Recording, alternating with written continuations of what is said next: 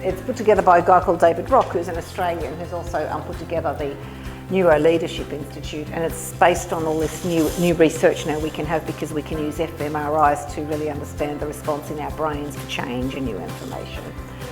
And David Rock says that if our brain is hardwired to make a decision very quickly based on our survival instincts on whether something is a threat or a reward. David Rock says if we think we're going to lose any of these things because of a change, because of something someone has said, we will go into threat. It's a hardwired brain response. But if we think we're going to gain something, we're going to get something out of it or win, we will go into reward.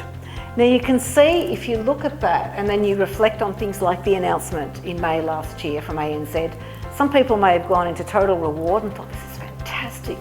We're going to have new ways of working, we're going to do this, and some will just go straight to threat. Same change, range of responses.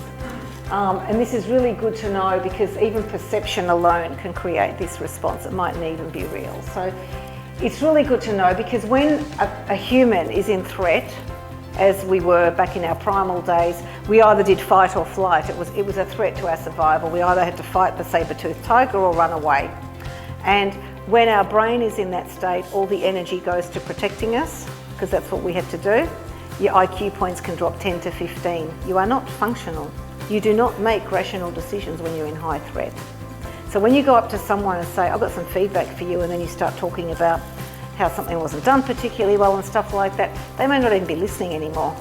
Their brain's already thinking, oh shit, I'm in threat, you know what I mean?